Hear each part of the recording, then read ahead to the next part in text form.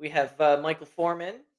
He is a leading expert at making networking both fun and profitable and has authored the book Networking Unleashed while boosting profitability for numerous corporations through his dynamic presentations. As a Desert Storm veteran who now resides in Cumming, Georgia, he loves speaking, but he cherishes his wife and two sons above all else. Michael, welcome to the show.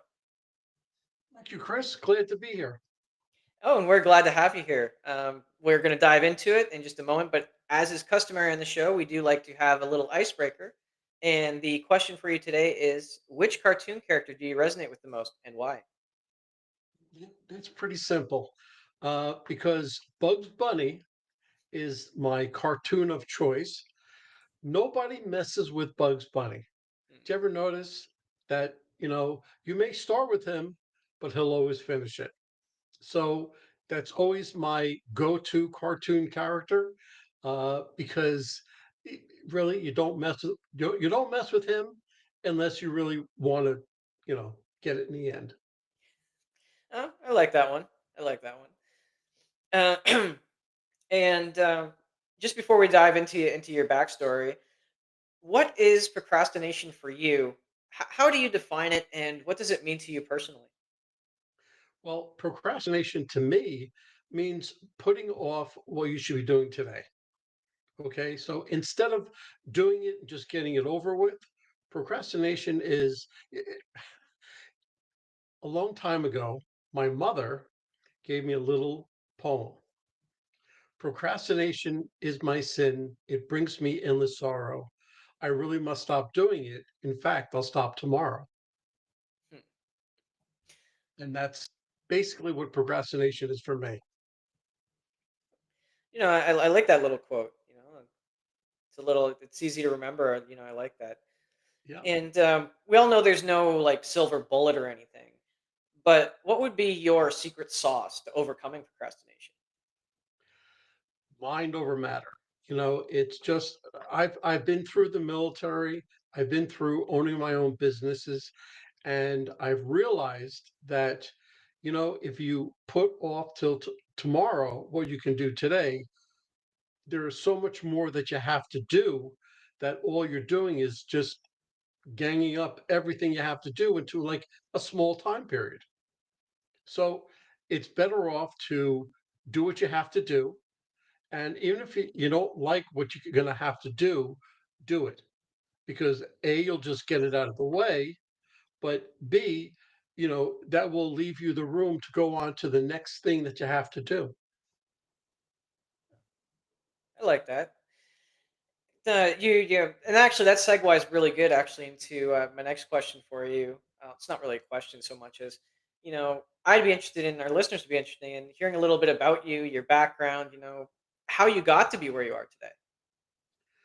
Well, all right. About 100 years ago, I was in the Air Force. Was in the Air Force for about 9 years. I'm a Desert Storm vet, as you had mentioned. But I found out early because I was young, but I was higher ranking than a lot of the guys and girls that was in my unit. And I had to give them orders, but I was younger than they were. So that put me in a very difficult position, not difficult position, but a strange position. And I learned that you had to talk to them a certain way. Then when I got out, I went into my own business. I had graphic design studios, I had a pizzeria, restaurants, things like that.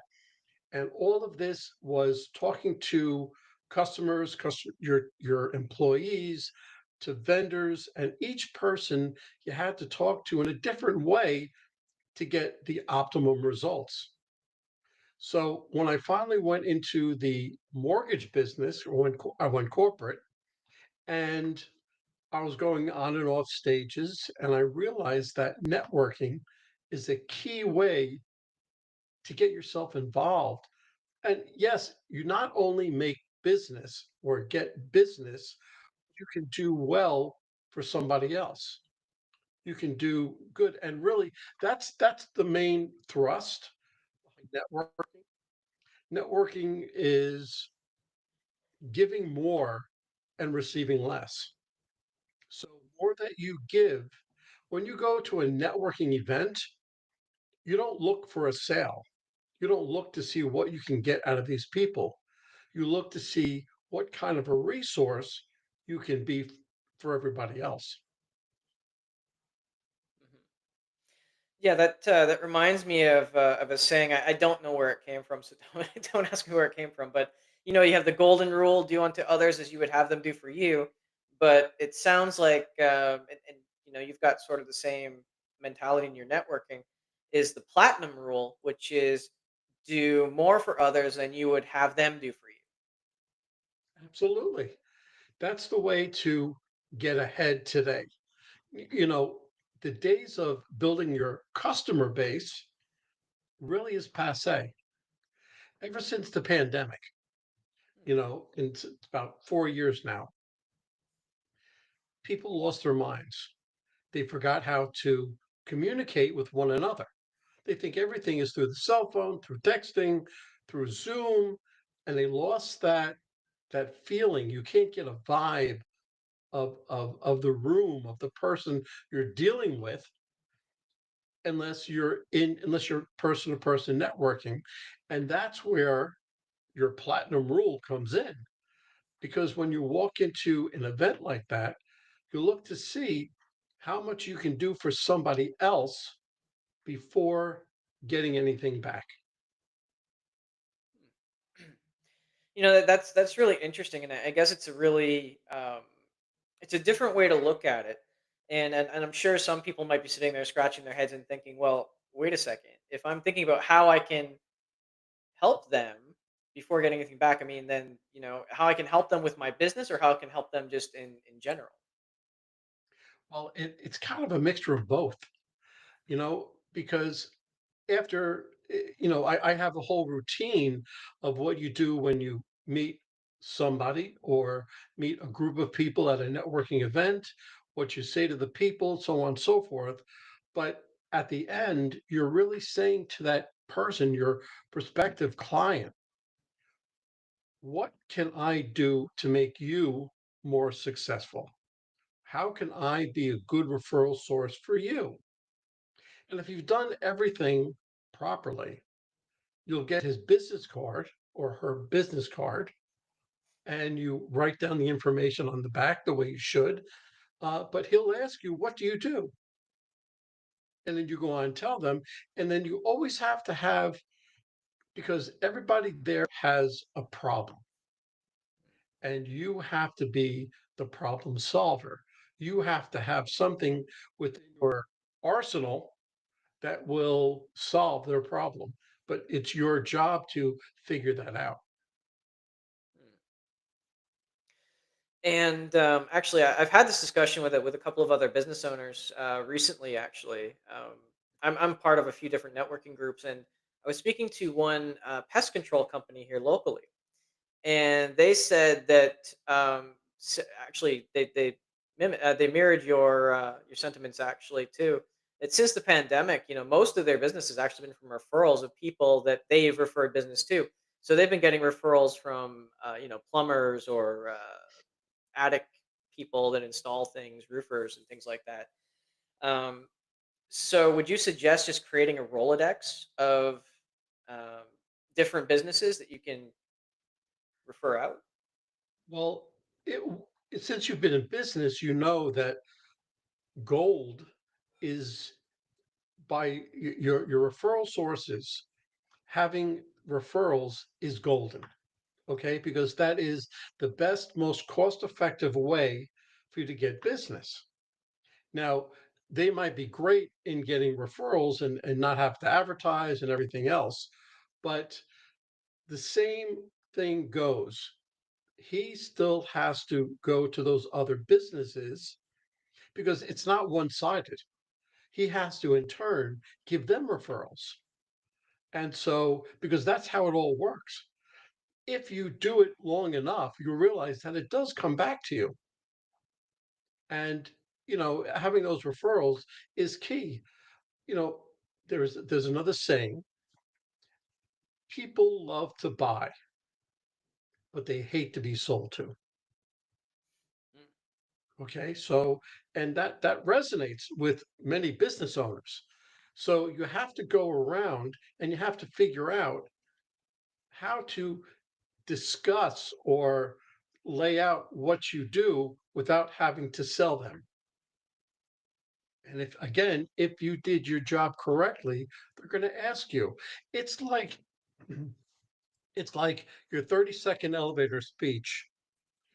It's okay, so you don't want it to sound canned. Well, what's your primary objective with that 30-second elevator speech?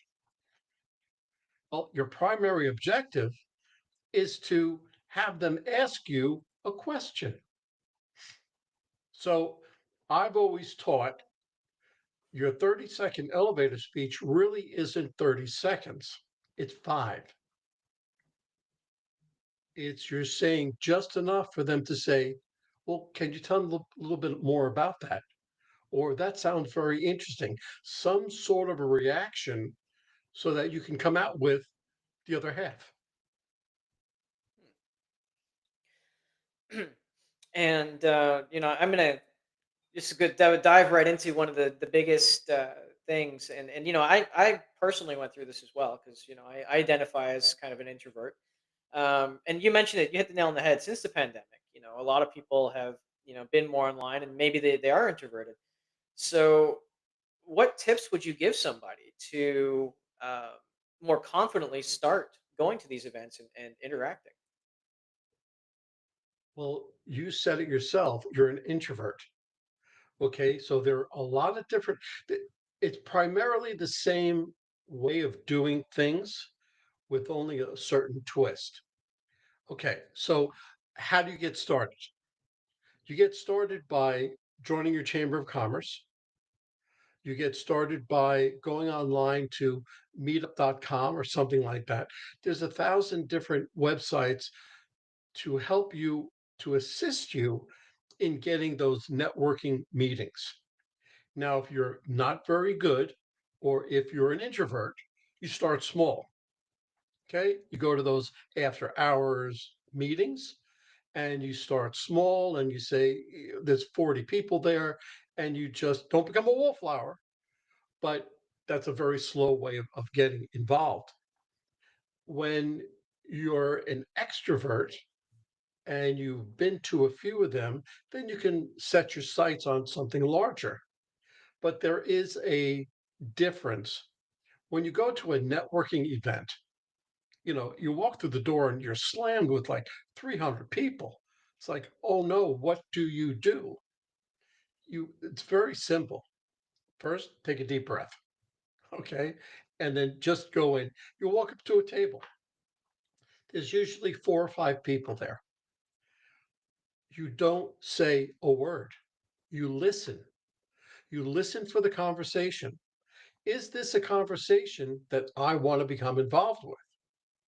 If it's not, you haven't said anything yet, bow out very politely, go to the next table. If it is, well, then you wait for the conversation to come around to you. Now remember, you are the professional, you're the expert in your field. So what you say, you have to think about a little bit. Okay. It shouldn't come out something like Bugs Bunny, but you should come out with something a bit more intelligent. And if it resonates with, let's say, 2 of the people at the table, then direct your conversation towards those people. And then you get into that whole conversation. But I I enlist something called FORM, FORM, family, occupation, recreation, and a message. Okay, because once you're talking with somebody, you can speak about their family, their husband, wife, sister, brother, son, daughter, uh, their occupation. What do they do? What do other people do for that same situation? Recreation. You have to find some sort of a level where you can speak with him. And once you find that level, people love to speak about themselves. They love it. They'll talk and talk and talk and talk. Okay. So that's the whole thing. So what you do is you're building up that level of trust. Know you, like you, trust you. They're going to do business with you. Know you, fine. Everybody knows you. You're very popular. Like you, ugh, that narrows it down just a little bit. Okay. So know you, like you, and then trust you. Sometimes you have 30 seconds to build that trust. Sometimes it's 10 minutes, a half an hour, or an hour. Okay, you don't know. So, form helps you build that trust. And once you achieve that trust, then you can have them speak about themselves, have them speak about what they do. And you say to them, I like you. I like the way you do business and what you're selling. How can I make you more successful? How can I be a good referral source for you? It usually blows them away, but he gives you his card. He says how you can do it and everything else. And on the back of that card, write down the date, the name of the function, and something you spoke about. Because if you did your job correctly, he'll then turn around and say, well, that's great for helping me. What do you do? How can I help you? And so everything comes around. So now I used to, when I was in the mortgage industry, oh my God, I used to go to these networking events. I used to come home with a shoebox filled with business cards. 2 weeks later, ask me who was on those business cards, I wouldn't have a clue. But in a 3 hour event, you shouldn't come home with more than 15 or 20 business cards because that means that you took the time and you honestly will try to network with those people. And then there's the follow up, and that's a whole nother conversation. But that's how you build that relationship or start to build that relationship. And then you move on. I like what you said there, about having 200 business, because I mean, it's happened to me. I've been to, not even networking events, but just seminars, right? Where you have those mixers and, 200 person at the end of the day, you got 200 cards and, I wonder how many of those even got anywhere, right? When and that brings me around to like a second question then, I guess. Um, how proactive should you be about, leaving a card just somewhere randomly? Only leave your card with somebody that you truly want to have that relationship with. There's the old mindset. Well, let me just give you my card because just in case you may need my services or what I have to sell. Okay. I'm not selling widgets. Okay. I need 3 widgets. Here's the money. There you go. That's a customer. A relationship is something a little bit more. And the way that I describe what a relationship is, let's say you're going through a supermarket and I see you. Hey, Chris, how you doing? Oh, how you doing, Mike? Oh, that's great. All right. I'll see you soon. That's a customer. A relationship. Hey, Chris, how you doing? How's your wife? Oh, I heard your son was in Little League.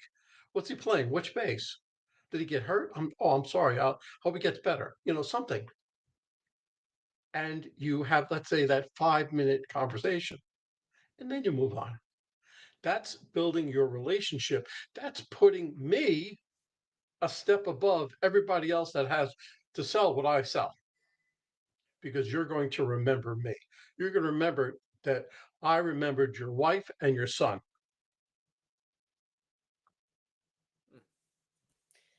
Yeah, definitely. I mean, I know that in this current economic climate, I know there's a lot of trying to choose my words here. There's a lot of, I guess, very transactional um, thinking, right? Because there are, just thinking about going back to my pest control guy. Well, maybe not the pest control guy, but I mean, there's 10,000 lawyers, 10,000 plumbers. So how do you stand out in those relationships? So you're saying that you develop those relationships, and would you take that business card that you talk to those people? Would you even go so far as to like send them like a holiday card, or is that too far? Well, there is a whole system that I put in place for the follow up. Okay. So here it is in a nutshell. Let's say you have 15 cards and you go back home or to the office, whichever it may be. You're going to write a thank you email to each and every one of them. Okay. Hey, Chris, this is Mike. I saw you tonight at such and such an affair. Thank you very much for giving me your time. Hope to see you soon, Michael. That's it. Quick email. So now you have my email. The next morning, here's the kicker. You write a handwritten thank you note. That's right, handwritten thank you note. Hey, Chris, this is Mike. I saw you at such and such an event, such and such date. We spoke about your wife or your son, your daughter, whatever. I hope everything works out well. Thank you for your time, Mike. I put my business card in it and I send it to you. Now, you, in about 3 days, receive this thank you note, a handwritten thank you note, and it will usually impress the hell out of you, okay? Because I took the time. And what other mail do you receive in your office? Oof. Emails. That's pretty much it, okay? Um, so then, if you still haven't responded to me, I write you an email about 4 days later because I have to give you time to receive the thank you note.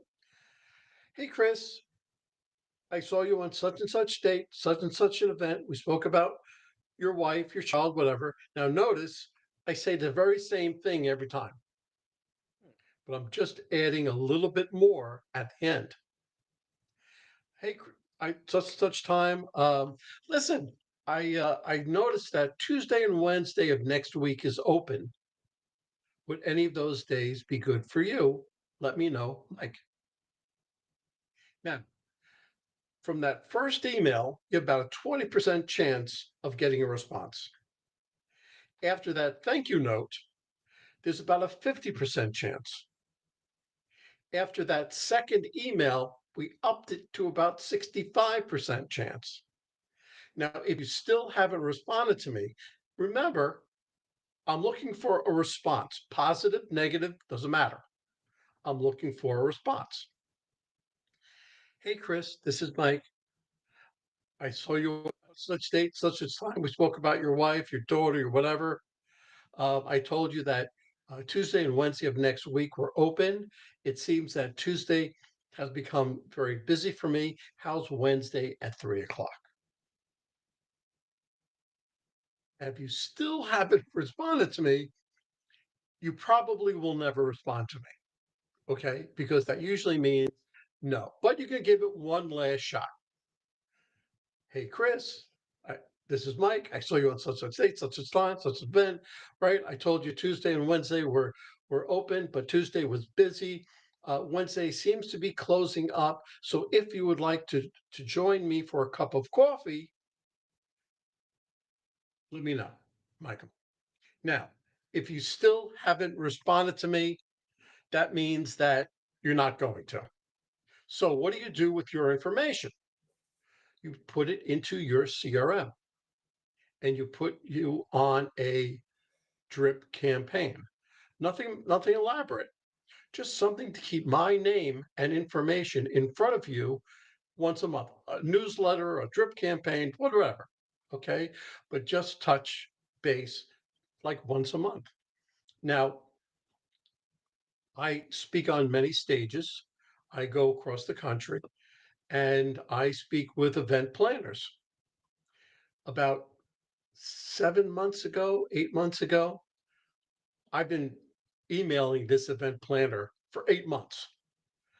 No response, nothing. It's like she's dead in the water. All of a sudden, last month, I got an email from her like we've been talking for the last 10 years. Hey, Mike, how you doing? I have an event coming up. You think you would be interested? Da, da, da, da, da. It's like nothing. So that is the magnificence of a CRM. They always have you in front of them. And there's other ways. Listen, when I was in the mortgage industry, you want realtors. So I'm from New York. In my county, there was about 3,000 realtors, but only 2% of them were those high end realtors. And they had three more people. Well, I said, okay, I want to become one of those three, but there's no way that you can just get right in. So it's very simple. I sent her Hmm. a shot glass, and she opened it up, and a little note from me said, "Hi, Margot, this is Mike. Just give me a shot." That's all I asked. She was hysterical. She called me up the same day, and she said, "Michael, listen, I'm very loyal to my three mortgage people, but as soon as one of them falters, screws up, you're in." I said, "That's all I ask. You do that to enough of them, and you'll get in." So there are different ways of keeping in touch, but that was always my favorite. No, I really like that example. I heard something similar from he was a actually final expense insurance salesman, and he had coasters, something like that. And actually, I was going to ask you about that because where do you sit on these fancy? I don't know if you've seen these before. These sort of fancy business cards where I had one given to me one time that was in the shape of like a couch for an interior designer, or uh, all these different things. I mean, they're fairly costly, but I mean, in your experience, like, well, much like the shot glass, I guess. But we're just talking about the business cards. Do you think that is a viable avenue to explore? I don't see it. I Because think about who you're giving it to. If it's a different shape than a regular business card, how are they going to keep it? Hmm. Okay, so they're not going to put it where their normal business cards go. It's like a separate book, like a BNI book, and you have those business cards. Well, where would you put a thing like that? Oh, I'll put it on my desk. It looks pretty. Put on the desk, never to be seen or heard from again. So it looks nice when you first give it, but how are they going to keep it afterwards? That's how my thinking. So I would just make it a regular shape and size of a business card, but make the business card more elaborate, something good on the business card. And actually, that segues into my next sort of interesting question. I've been toying with this idea myself, and I guess it's kind of akin to the shot glass, but um, and this is for all the authors out there that actually have books. Um, have you ever considered going to one of these networking events, and as sort of like a promotional type idea, either putting your business card inside like a signed personalized copy of the book to those people? I mean, we're only talking about 15, 25 people, right? Done that. Do you think something like that could? I've done that. I've done that. I've spoke to, there's a room with just 10 people in it. And in there, I just brought a copy of my book. I signed everyone. I put my business card, and I waited to the end of my presentation. And they all said, "How can I get in touch with you? How and everything?" I said, "Look, I'm gonna give as a gift for everybody. Here's a copy of my book." I've done it where I've had audience of 50 to 75. I said, "Look, everybody, put your business card in uh, this glass bowl because you're going to win a copy of my book." Okay, then of course I have all their cards. Okay, so there's different ways of doing it. So that's one way. As long as you have that small number, unless you don't mind giving away 50 copies of your book, you know, it's plus or minus the other way. But I don't use my book for selling really. Enough of them have sold, but I use it more as a lead in, as a segue, Hmm, um, because when I wrote the book, it was everything about networking, but I've learned so much since then that I'm ready to make a next book with all the new stuff that you know, I encountered. No, I like that. I like that there too. And I mean, realistically too, we don't write books to sell, to sell them anyway. It's never really, honestly, unless you're like a fiction writer or something. It's usually not not much in that. Just swinging back to the topic of the book though, because I love talking about procrastination, and the old saying is that 98% of writing is procrastination and 2% is actually doing it. How true is that in your case? Well, when I wanted to start my podcast, I wanted everything to be perfect. I wanted myself to be perfect. I wanted my guests to be perfect. I wanted what I was speaking about perfect.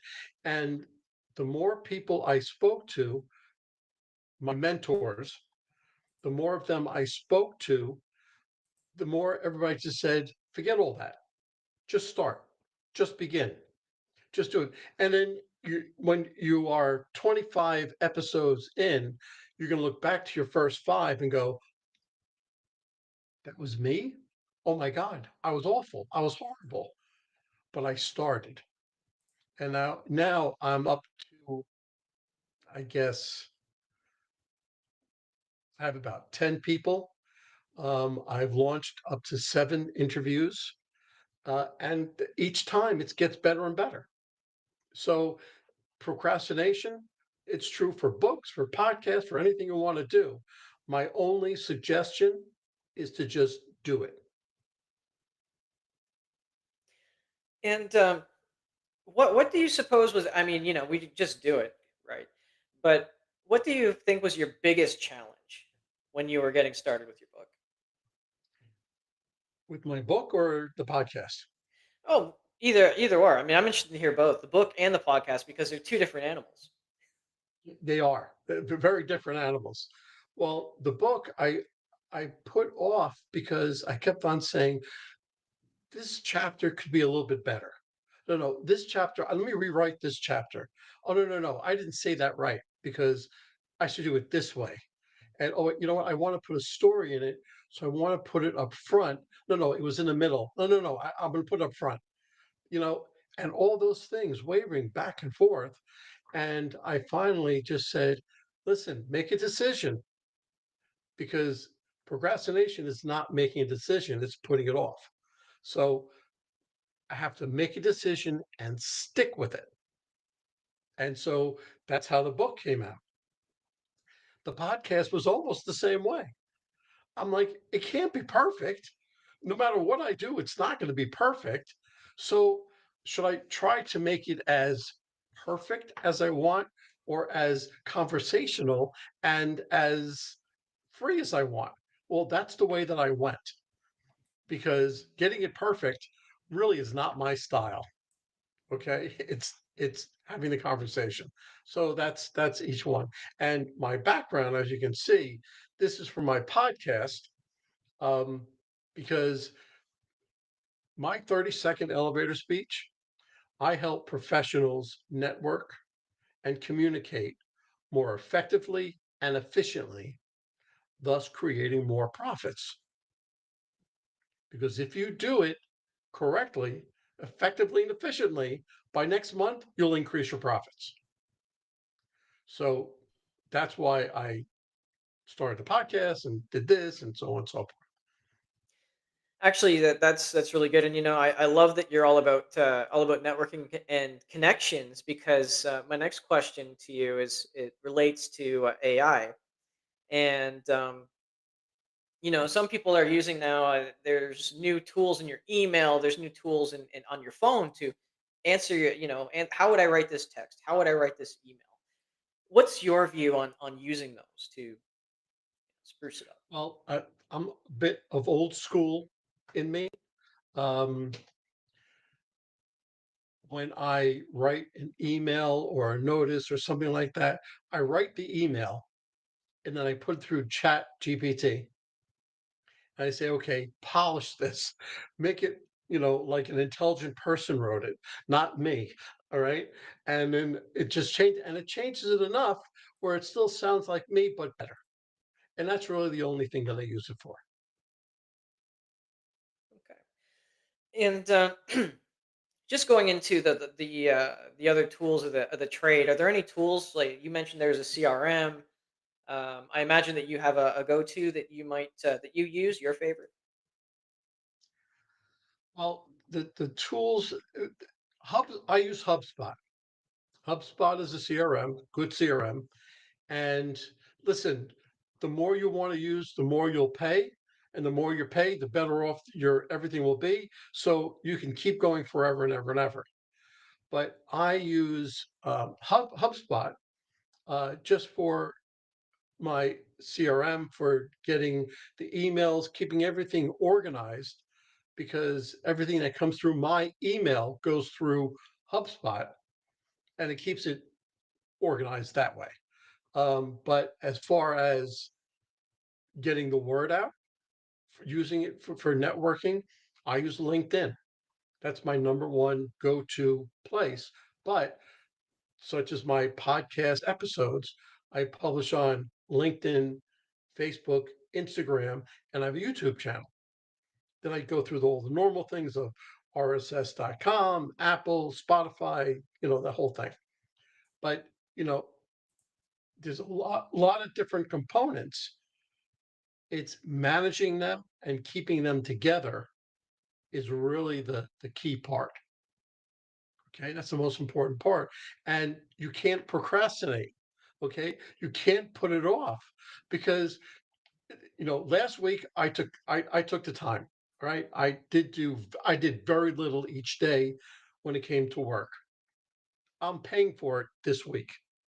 Okay, because I put it off, put it off, put it off. I have the a business owner's mentality, saying I don't work, I don't get paid, no matter what the circumstance. Okay, so but this week I'm paying for it, so I'll work till midnight. you know, uh, uh, Michael, this has been a great conversation. It's a lot of great insights. We are coming up pretty close to the time. Is there anything that you wished I would have asked but didn't ask, or anything that we didn't cover that you feel we should have covered? No, just my biggest question when I'm speaking to large groups, or if I'm going into a company that asks me to come in and help them with networking, the biggest question is introverts versus extroverts. What do you have to do that's different, and what do you have to do? And I give them my whole plan. And then I explain how an introvert can do it just as easily as an extrovert. So that's one thing that I'd rather delve into a little bit more, and then just different ways to get hold of me. Okay. Well, please. We went over a little bit about the extrovert there a little while ago. Tell me, how does an introvert, you know, besides taking a breath, just going in and doing it, what's different for them? Something, it's very easy. Now, I'm an Air Force guy, so I'm going to use that terminology. An extrovert walks up to the table, sees about the conversation, waits for the conversation that comes around to them. Okay. An introvert, I I always say go to these networking events by yourself. Okay. You never go with somebody because they become a crutch. Okay. Whenever things get slower, or you get bored, or if you don't want to do something, you go to them and you start talking and doing and something else. Go alone. With an introvert, I say bring somebody. Okay. But a coworker, sister, brother, whatever. Okay. Somebody that knows you, knows what you do and how well you do it. So when the two of you walk up to the table and the conversation comes around to you, your wingman, because that's what I use as a wingman, your wingman will say, "Oh, you know what? That's great.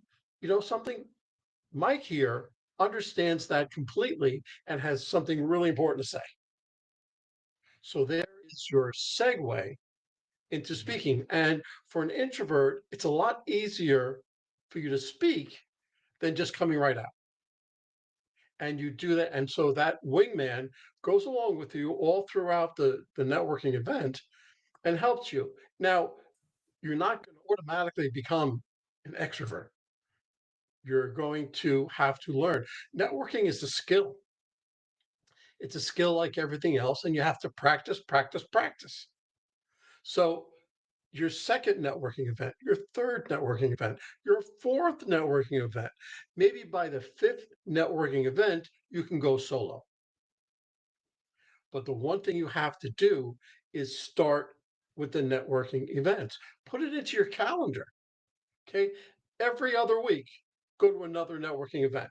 It could be an after hours, after business hours, group of 10 people, but go, because the more you do, the more you talk about things and how you do things, the better you're going to get. So, practice, practice, practice, and take a breath and have a good wingman that knows, your business as well as you do, and how good you are. That's it. That's it in a nutshell. Excellent. Well, thank you so much for that, Michael. And just as we are wrapping things up here, what is the best way for people to learn more about you and what you do? Well, the best way to learn about me and to get hold of me is to go to my website, michaelaforman.com. On there, there's a contact form, but there's a place where you can find my book. There's also right next to that on my website is a PDF, and that's an abridged version of my book, and that's free. You can just download that and start. Okay, so I'm giving you the avenue to start to begin your networking career, so to speak. Okay, you just go and do that. On there, you'll see my podcasts, a blog. I also just completed a digital course in networking, and I will put that up probably this week, and how to go to it, how to get to it, and everything else. But that's the best way to get hold of me, michaelaforman.com. And I usually get back to the person within 24 hours. Excellent. Well, just to all our listeners, don't worry about writing that down. We will have it in the show notes for you as well. And actually, we'll update the show notes with that course information when it comes out. So you can actually come back to this episode, look at those little tidbits, and get the link to the course when it's released. Well, Michael, thank you so much for being on the show. And to all our listeners, once again, thank you for tuning in. And just remember, if you can't find that motivation or inspiration for yourself today, maybe just go out and try to be that motivation or inspiration for someone else. And we'll see you again next time. There we go. Excellent. Now we wait for the upload.